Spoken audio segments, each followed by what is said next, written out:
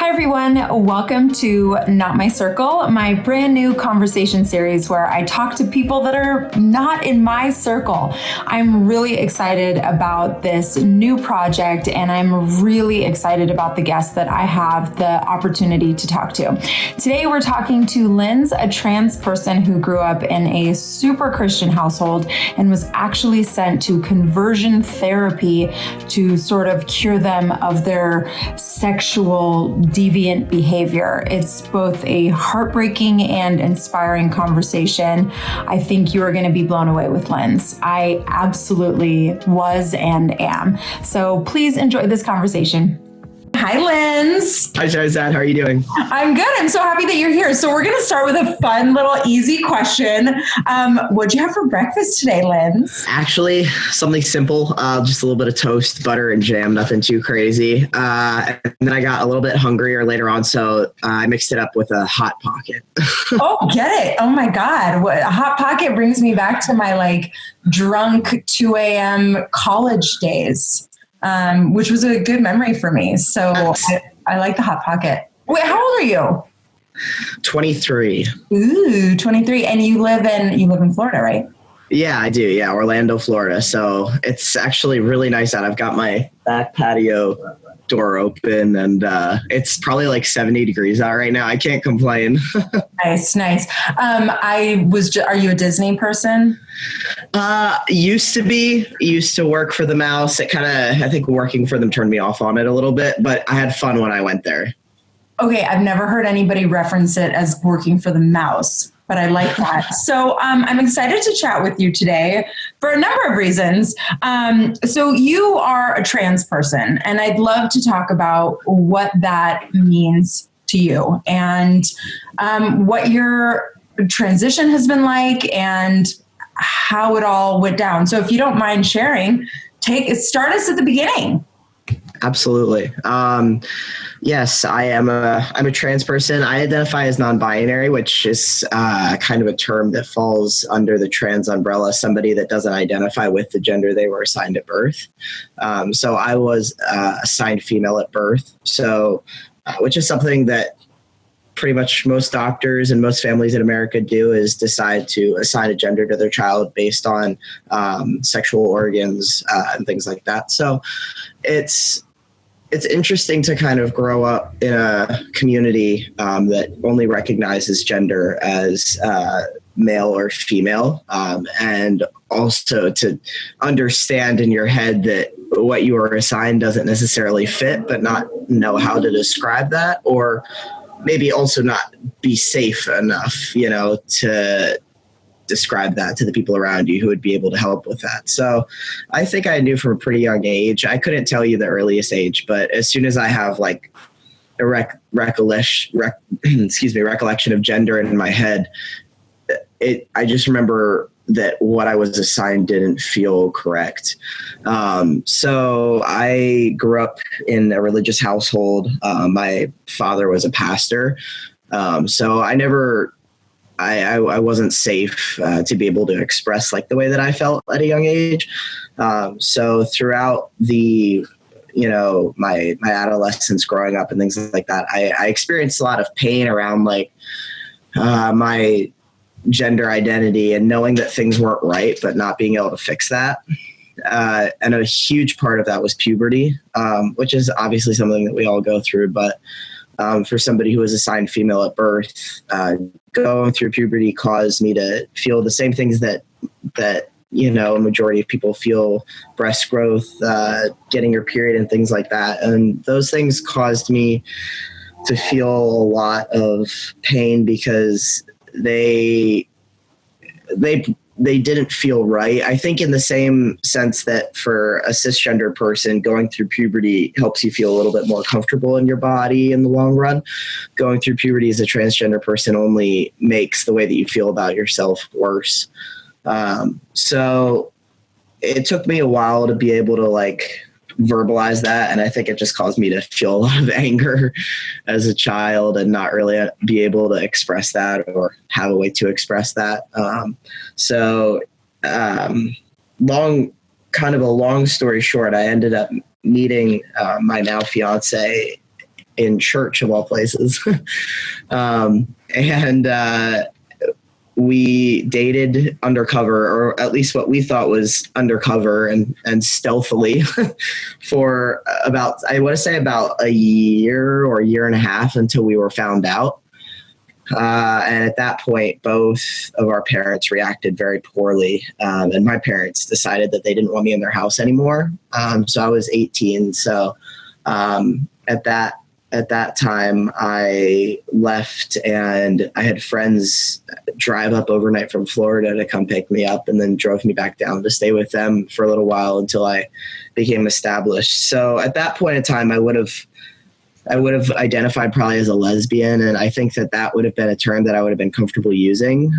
But I still knew that there was more to who I was and more to my identity than I guess what is defined as lesbian, which is more of sexual attraction. And so I talked about it with my partner, and I was able to go speak with therapists at a local, it's a queer healthcare clinic in downtown Orlando. And that was, I want to say, early 2019. This is so interesting to me. So your parents found you out and they said, we know that you're in a relationship with a woman and we want you to get out of our house. Yeah, I mean, it was a bit more complicated than that. After they found out, both of our parents ended up sending us to something that is kind of commonly referred to as conversion therapy. So I was sent to a place called, I think it was called Harvest Ministries, in like Dresher, Pennsylvania. I remember the name of the woman who worked with me was named Ellen. And I know that on their website it says like it's a place where they use the Bible to heal sexual sin. Like it says that that's their like goal on their website. And it includes like their belief and their understanding. They'll use the term SSA for same-sex attraction is like they sometimes use the word homosexual, but their lingo is very like, I don't know, anti-science and outdated. But that's like their mission, and that's like published on their website. So and it's the kind of place like when you go there as a queer person, basically you see other like repressed queer kids there, and like a bunch of old white creepy rapey men that are probably like deserve to be in jail type of a thing. Like that's the kind of place that it is. Honestly, when you talk about that, that's exactly what I'm picturing. So the fact that you just confirmed it makes me feel like all these horrible images that I have are valid. And the fact that it's all these poor kids that want to be who they fucking are. I've never understood in my life why anybody cares. Like if you're not hurting anybody, you know what I mean? But anyway, I've heard of I've loosely heard of conversion, this kind of camp that you went to, conversion therapy. Is that what you called it? Yeah. Conversion therapy is a good term for it. But I've never ever met anybody who went through that. And it seems like something that would have happened, like 60 years ago or something. Like the fact that it happened just five-ish, 6, 7-ish. Oh yeah. Is just mind-blowing. Absolutely. I mean, it's archaic, and to consider like to still try to use the Bible or to use like a religious instrument, which is a tool of like one's belief, not of like common objective moral law, to try to use something like that to control someone else. It's just not acceptable. It's insane. So you're there, you're 18. You're in love with your girlfriend or, your now fiance, and you guys are separated, probably can't communicate with each other. It was difficult. Her parents were a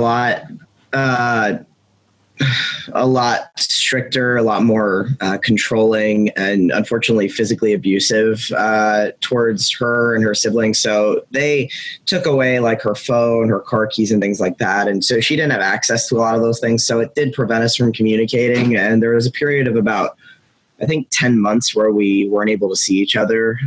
They sent her to a very strict school, a college up in Wisconsin called Maranatha Baptist University. I'm not sure if you're familiar with like Bob Jones or like the Southern Baptist Church or anything like that. It's very similar to like, really. It's like very extreme, like Westboro Baptist type thing, like no skirts above the ankles, like all that fun stuff. So that wasn't a good experience for her either. So we didn't see each other during that time period, and that was difficult. But she was able to join me down in Florida a few months after I got down there. So that was kind of the start of our lives together outside of the church and hiding and all that. I'm so impressed with you because you're so well spoken and you're so calm. And I find my blood boiling right now hearing your story, but you articulate it really well. And you are the one who lived through it, actually. And so you leave the conversion therapy camp and you just say, bye parents, like, I don't care about you, or not like I don't care about you, but you say, I've got to be me. I've got to go live my life, and you move out.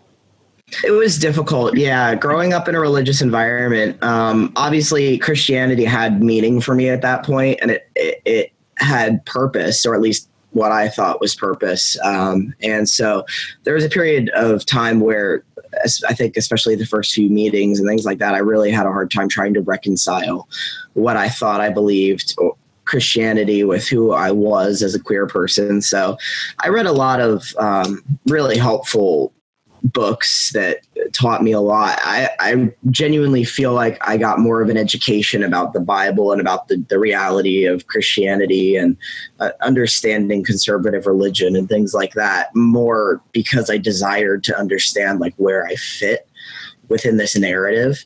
And so I really did study and educate myself pretty well. And I think I was able to articulate to my parents like how this process was making me feel. And so when I refused to go to Harvest anymore, then they sent me to the pastors of the church that we had attended since I was a child. And that was almost more traumatizing, I think, in a way, just because the men who they forced me to talk to were people who I had known like since I was a kid, like the pastoral staff, men who were like, I don't know, like family, essentially. So it's crazy. Like, it was really crazy to me that they could treat me like that, even though for all objective purposes, nothing about me had changed. This is kind of who I've always been. I've just not felt safe to express these. And now that I'm expressing them, exactly like the reality is coming true. Like, this is exactly what I expected, so it's kind of like, so that was difficult. I then refused to go see them anymore. And at that point they said, okay, well, you've exhausted your treatment and your options, like game over type of a thing. So, so do you have a relationship with your family now? Yeah, we talk occasionally. It's a difficult way to understand or to express, I should say. It's not the healthiest of communication, and I don't feel like seen or heard or loved by them. And I reach out to them just so that I guess it's not static in between us, but like, it's pretty easy for me to now understand and recognize what it looks like to be in healthy relationships with people, and what healthy familial love and, affection looks like, and how it looks and sounds to take care of people and ask them genuine questions about their lives and things like that. So knowing that now, having a healthier understanding of that, I think it's easier for me to like be aware that we don't really communicate healthily. I just make an effort type of a thing. Wow.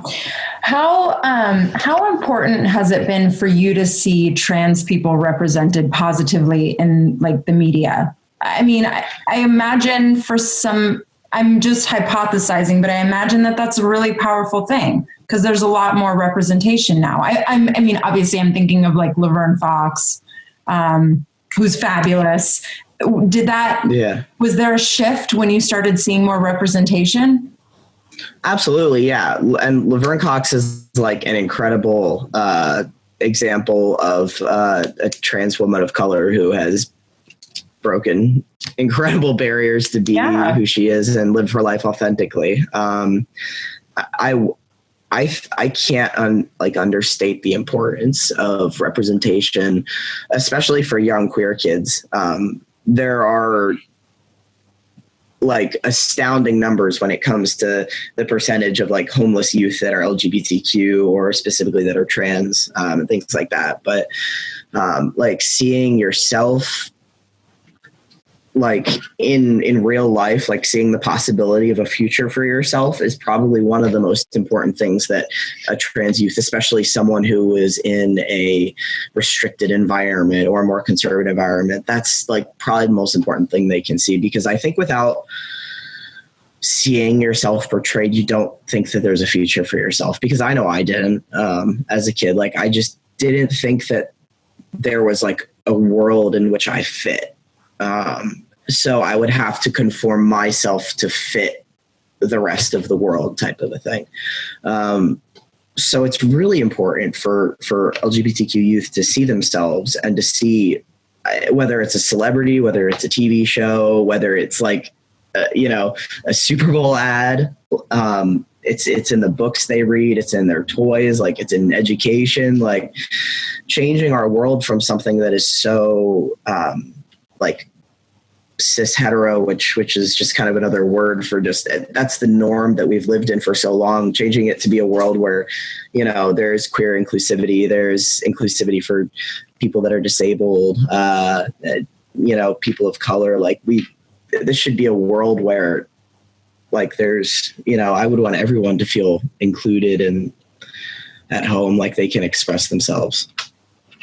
Just real quick, you are going to be a motivational speaker one day. I see that for you. You're so articulate. You really are really well spoken. I can't believe you're 23. You have a wise old soul. And I think that you are going to be somebody that a lot of young trans kids look up to one day. Thank you. And I think that day is actually pretty soon.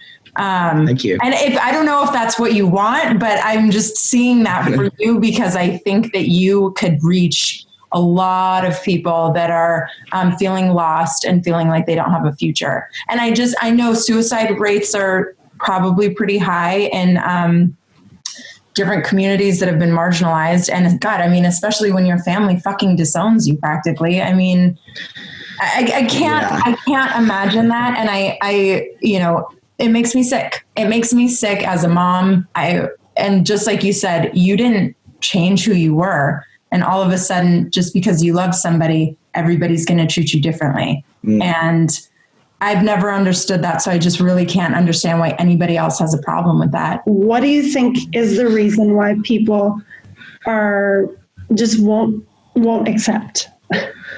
I mean, I ask myself this almost every day when it comes to religion specifically. I'm still trying to figure that out because outside of religion, I think it's pretty easy to say that for the most part, people either don't know or don't want to know, because it's possible to learn. It's possible to understand. And if you are like unwilling to learn, there's not much we can do for you. But if you're just scared, education is there, resources are there. But religion, denying your child on the basis of religion and religious beliefs is like, it's a totally different ball game. And it's just so tricky because like what I was told is a series of like probably about 5 to 8 different verses in the Bible that address what they consider to be homosexuality. And when presented with, and I presented them with the fact that not only does that word not exist in original Greek and Hebrew translations, that word was introduced to the English language like in the early 1940s. So like when I try to give them that kind of information, I'm like, actually, like based on science, we understand this about sexuality and about gender. Science can tell us this about the way that bodies are formed in DNA and things like that. It's like when they when religious people choose to deny those things, it's really hard to find a common ground on which you can find objective truth, because their objective truth is found within their beliefs, which they consider to be universal, even though others don't believe them. And so that's kind of like the wall that I will keep like coming up against. I just had a conversation similar to this with my brother the other day, and I was saying it's hard for me to be able to like converse with you when we can't necessarily agree over common truth, because, he essentially thinks that God is above science, or that his beliefs of the Bible and of God and of the world are more objective, they hold more validity to the world around us than science does, because science would say that queer and trans people have always existed. LGBTQ people have been here since the beginning of time, type of a thing. You know what I mean? So it's when I'm like, well, this is what science says, and he says, well, no. It's like, I find that often, like, I don't think conservative Christianity is the norm, but it is something that I grew up and was just kind of familiar with, and it living in it and then stepping out of it, you look back and you're like, wow, this is indoctrination at its finest. You're taught what to think, not how to think. You're taught these things about the world as if they are objectively true, even though they're not.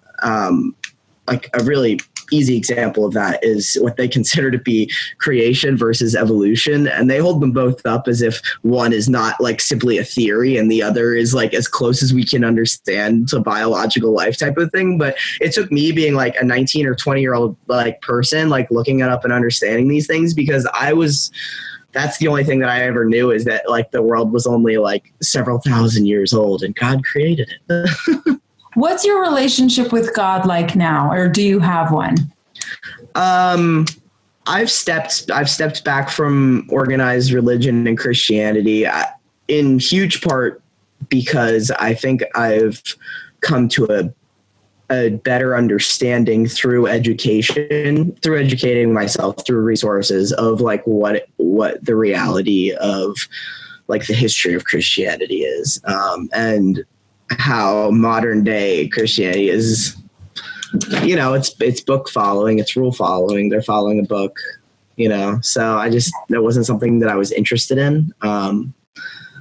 Especially I guess after the way that I've been treated. And that's not to say that there aren't good, inclusive, affirming churches out there. I guess it's just not a place that I felt really included, so I didn't want to pursue it. That makes sense. What do you think some like just common misconceptions are about trans people? I think gender can be a tricky thing for people to understand. I think sometimes it's hard for I will say sometimes even I get confused on how to refer to people, because I'm so paranoid about saying something that could potentially be hurtful or insulting. And it would never be my intention to ever make somebody feel bad. It's truly the opposite.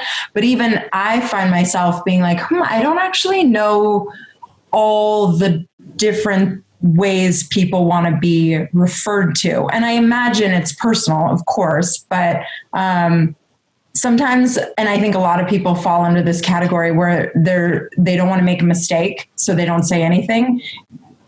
And I really want to hear from you, what some misconceptions are and how people can make sure that they say the right thing without ever being insulting. Yeah, of course. Like you said, gender is tricky. It's just as difficult for us to try to understand that, but like kind of coming to an understanding of our own gender can make it easier to express that to others. One of the best things that I've learned is that if you're ever unsure of how someone wants to be referred to, their pronouns, their name, is just to ask.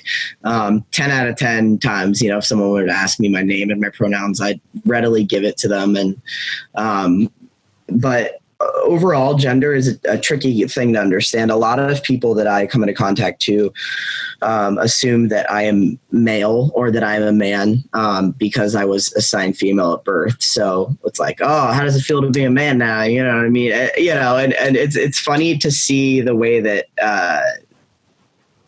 people change and in the ways that they interact with you. But as far as misconceptions go, I think that's a pretty common one for trans and non-binary people. A lot of times people assume that, well, you must be the opposite of whatever you were assigned at birth, whereas gender isn't necessarily a one or the other. Opposite kind of assumes that there is a one or the other type option. Gender is a spectrum, and it's a really fluid way of just being able to express yourself. And things like clothes aren't gendered, our hair isn't gendered, nail polish, makeup, these things aren't gendered. These are simply just like things that we have created as a society that help us more comfortably express ourselves. So seeing someone, in public with, pink hair, green nails, and a crazy outfit doesn't give them any definition of gender. Like their gender is still up to them, type of a thing. So I think it's a pretty common misconception for people to assume someone's gender based simply off of how they look. What's something you want people to know about you and your experience? I think that trans people really truly want to kind of safely live and exist in this world. And it's not necessarily our job to always educate others and teach others about who we are and things like that. I would really, really love it if people were to try to take the time to seek resources out and educate themselves as well, type of a thing.